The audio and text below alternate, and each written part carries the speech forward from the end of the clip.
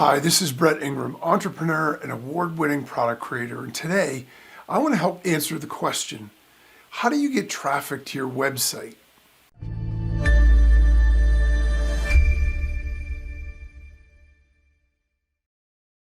So if our products and our services are the car that drives us to wealth and success, then visitors, leads, and prospects, we'll just bundle them all under the term traffic for right now, is basically the gas, or it's the electric battery in our car that gets us there. So no matter how great or life-changing our products and services are, or that we think they are, ultimately, if no one sees them, they can't buy them, and we go out of business. So in traditional retail or offline business, for years and years and decades and centuries even, entrepreneurs and business owners knew in general that idea. And so it was pretty obvious that what they would have to do is to take one or more of the typical steps to get customers.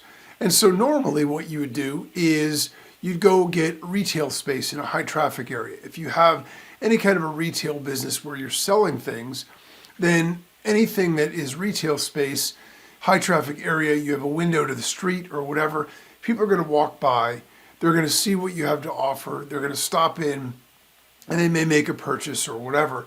So that's certainly one easy way.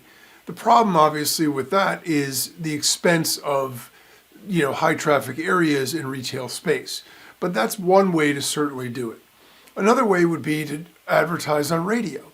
It's lower cost than, say, television, and depending on the kind of product or service you're selling, it can be very cost effective. It's cheaper to produce those ads, it's cheaper to run those ads, and to pay for the advertising space as well. So radio is another really common thing that people would use. And then there are things like ads, whether it's an ad in a newspaper or whatever. You may have billboards. I see lots of billboards for various different products and services for all sort of traditional kinds of businesses. So everything from roofing contractors to lawyers and all these other kinds of things, medical facilities. There are billboards all over the place. And again, depending on your business model, depending on what you're doing, that's something that people might do.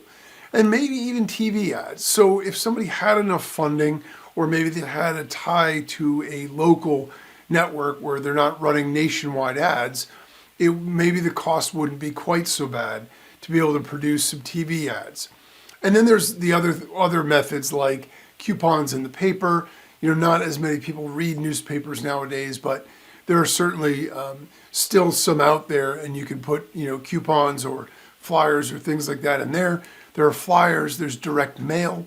Direct mail was a very big way to advertise for a long time because it's ultimately cost effective, and you can sort of control the cost based on how many people you send things to. And then they have sort of those Groupon offline things where you can buy ad space and put your little coupon in, and one company mails them all out with a whole packet of other ones. So there's all these other kinds of things that traditionally businesses and entrepreneurs would use to be able to generate leads, traffic, and sales for their business. And whether or not they were trying to get phone calls or walk-in business or whatever it is, they could generate all that using those. And those are tried and true methods that pretty much everybody's familiar with. They have a long history. They have a universal understanding of how they work because they're things that have been around long enough, and we've been on both sides of it. We've seen the billboard as a customer. If we have a business, maybe we've run a billboard, but we certainly could understand the idea of putting up a billboard if we want. Even if we don't know the exact process, if we wanted to figure it out, it's pretty much right there in front of us. But what about digital business or an online business, or maybe even an offline business that wants to generate traffic, leads, and sales through their online presence or their website? This is where things get a little bit crazier because it gets a little bit more confusing. There's a lot less information out there, and there's a lot of people that don't have an understanding of how all that stuff works and where the traffic's going to come from or how to generate it. You're not really going to put a billboard up in general to drive traffic to your website. I mean, you could, but I don't really see that being done very often. And It's probably because it's not a great crossover audience. So this is where things get a little bit more confusing, because our website is no Field of Dreams. Okay? Just because we build it doesn't mean the people will come. In Field of Dreams, they build the field out in the middle of the baseball diamond out in the middle of the cornfield, and all the old historic players come back to play there. Well, that would be fantastic if that's the way websites worked and web traffic and online business worked, but unfortunately it's not quite that simple. We actually need to take an active role if we want to be able to drive traffic and we want to be able to drive visitors to be able to get leads and sales for what we want to do.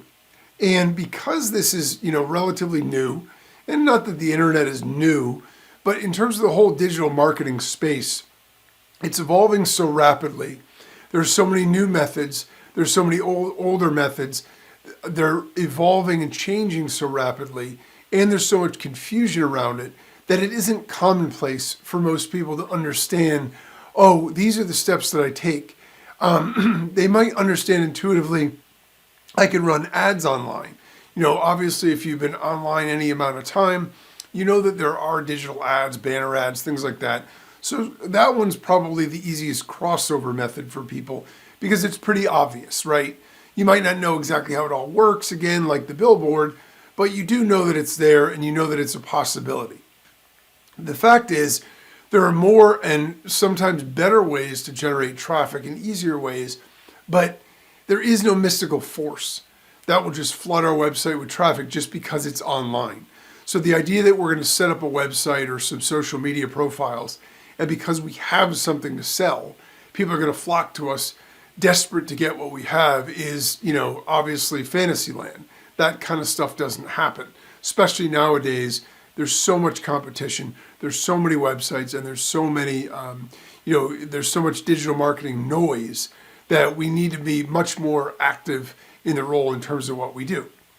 So the question becomes, what options do we have and what are the benefits and drawbacks of each? So if I have a website or I have a product or service that I want to be able to market online, digital or otherwise, what can I do in order to get that out there and be able to actually generate traffic, leads, and sales? Well, thankfully, the good news is there actually are a lot of options. So it just comes down to understanding them and choosing the method or methods that make the most sense for what it is that we're offering and who we are and where our audience hangs out and all that kind of other stuff. And then once we've chosen it, following through, right? So making it happen. So let's run these down. And we're going to do this in no particular order. It's not that one is better than the other or not as good or whatever. And it's also important to understand that there is some overlap. So I'm going to cover some stuff that you'll see that they sort of connect, or if you have an understanding of how it all works, you might think, well, yeah, but that's sort of that also. That's true. But this is the easiest way to break it down in a way to understand it all so you can choose a method that's going to work the best for you. So the first one that we want to cover is SEO, or search engine optimization. So search engine optimization, real simple, it's a fancy technical term that basically just means we want to be able to get our website listed on the top of Google and other search engines when people type in a search for the kind of thing that we're selling. So if I have a camping equipment store or company or website, and I want to get traffic to my website for it, and what I can do is one of the things that I sell is tents. Well, if someone types into the search engine, buy tent, right? I want my website to be listed on that first page because if it is, it's something like, or at least it used to be, I don't know the current statistic, it was about 90% of the traffic goes to the listings on the first page. I think it's probably less than that now, but even still, the majority of the traffic, if you're listed on page 15, chances are the person is going to have already found another option and clicked through and bought from them long before they ever see you. So search engine optimization simply means trying to get to the number one spot on any search engine for different keywords that people type in, different searches that they type in. And so there are searches that people type in when they're anxious to buy something. They already know they want it. They're not in the research phase. Like I said, buy tent. That's obviously high quality traffic because they want to buy a tent. And so The idea is, how do we get to that top page? Because the great thing about this, the benefit of SEO, is that it's all free. Anybody types that in, we aren't paying for ads, we aren't paying for traffic. They're finding us, they're clicking through, they're searching our website, and they're buying from us, and we paid zero to get that traffic. That's really, really attractive, which is also why, as you might guess, it's very competitive. So a couple of the big things about keywords or about SEO, are for your website, it's to set up like the title, the meta tags, things like that, keywords that are embedded in your site, and backlinks that link back to your site. A backlink is simply a link back to your site from some third-party site. The higher reputation that site has, the more sort of link juice you get from that, and the higher you'll rise up in the rankings. And so SEO is one really great way. The pros and cons of it, obviously it's free traffic, so it's amazing. It's targeted traffic because they're doing searches. Fantastic. Downside is it's super competitive, especially for buying keywords and user intent keywords where people want to buy from us. And also very popular niches are super competitive. The other thing is it's a long-term strategy. If you need to generate traffic to your website tomorrow to start making sales, SEO is not going to be the way to go. Now, it doesn't mean you don't incorporate that also, because the beautiful thing about SEO is once you've built it, then you'll tend to continue to get traffic from that long term. If you're doing it in a genuine way, then the beautiful thing about that is it will generate traffic for you, not just when it starts, but continuously on and on and on all the way into the future. So it's great, but it does take time. In general, you're looking at, depending on how competitive, probably 6 months or more before you start seeing real results. But if you have a real strategy and you go about doing it, then you can be very successful with SEO to drive a ton of extra free traffic to your site. So SEO is one thing. A second thing that we can look at is online ads. This, again, is probably very intuitive and simple to people because everybody can understand the idea of an ad. You're scrolling, you see this ad for something, you click on it, you click through and you buy. Great, right? Because if you are a targeted audience for whatever they're selling, then when you see that ad, you're much more likely to click on it. So the popular places for online ads are Facebook or Meta. Google runs text ads and image ads, by the way, video as well. Instagram, TikTok, Twitter, or X, whatever you want to call it nowadays. And then there are actually third-party ad services that will do these placements for you, where they pick the networks and you choose the keywords and some other parameters, and they go and they'll run your ads based on your budget and things like that. Now, one of the great things about online ads is that they're almost instantaneous. So you can set up an ad account with just about any of these services today, and you can be running ads probably either later today or certainly by tomorrow. So it's very quick in terms of turnaround. And obviously it's the analytics that are built in are really nice. So we don't need a lot of third-party software and stuff because most of these ad networks understand that as an advertiser, you're not going to spend money if you don't understand what you're getting back for it. So it's going to show you click-through rates. It's going to show you, conversion rates. If you set it all up right, you can get really good data about what's working and what's not. The other thing is they all have built-in split testing.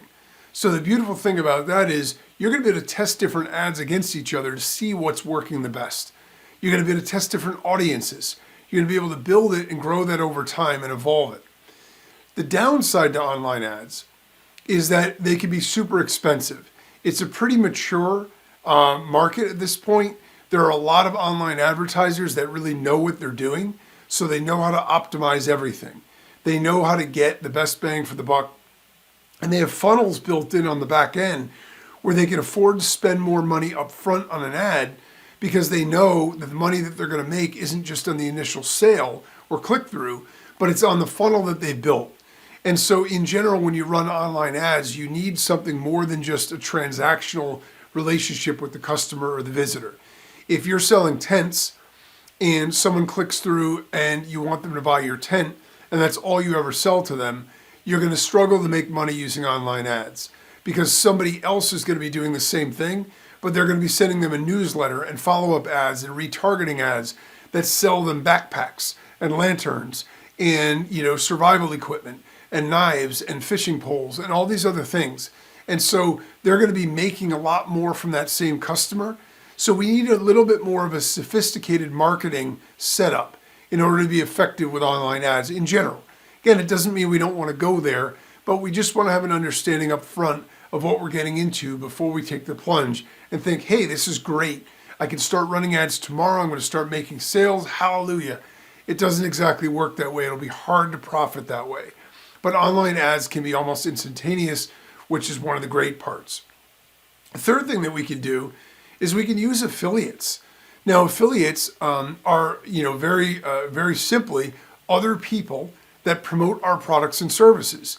So they aren't sending, website traffic per se. They're sending visitors and targeted leads to our actual offers or to the things that we sell.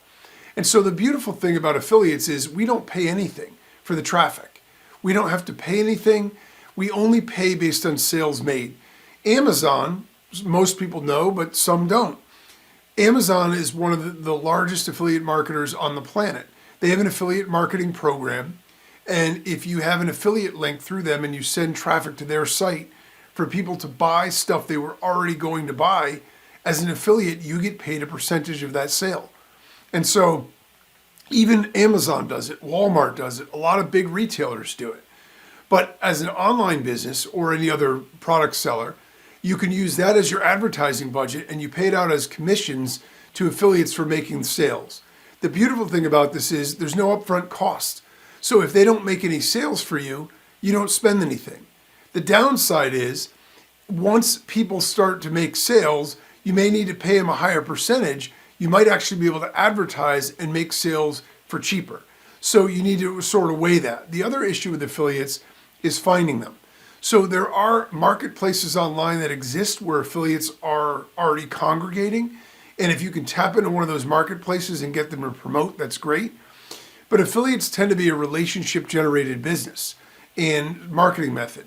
So affiliate marketing is one of the main ways that I market both products for other people and products that I create and sell. And it works really great. But it took me a while to develop those relationships to get those affiliates to promote for me. So those are the pros and cons with affiliates. Another thing we can look at is marketplaces, groups, and postings. So there are places where you can advertise, sort of, if you will, an online bulletin board, where you're going to be able to put up information or links about your site, and you can list your site or your products in various marketplaces.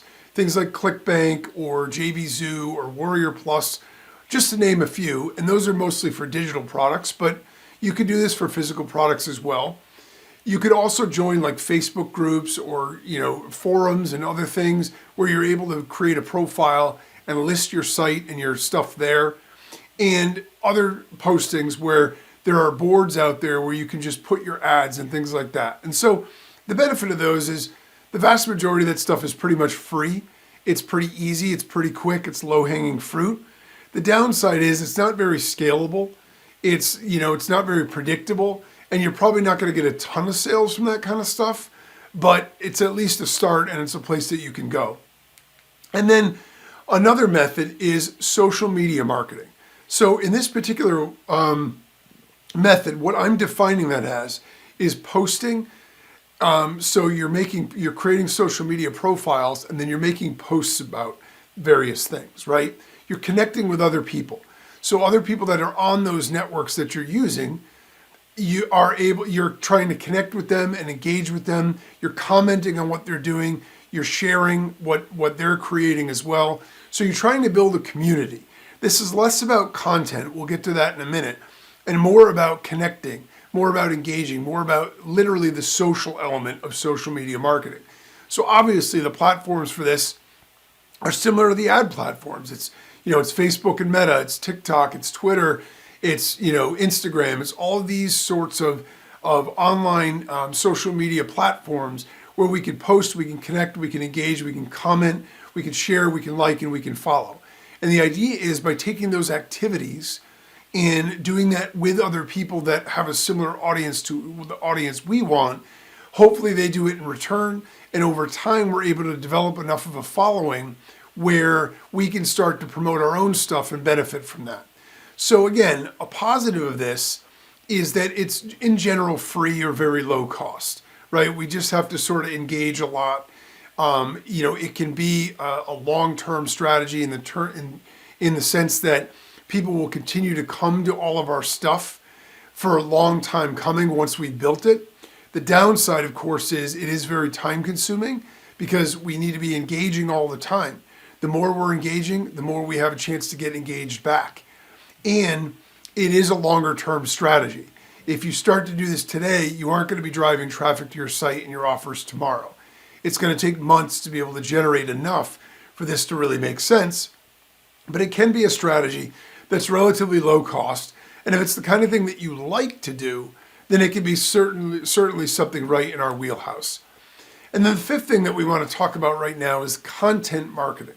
Now, when I group content marketing, what I'm talking about is blogging, video logging, right? So video blogging, podcasts, press releases, articles, white papers, all things that we're doing that we're creating actual content, unique content, not just respun or rehashed stuff that other people did, but our own content that we're creating that we're able to put it out there and post it.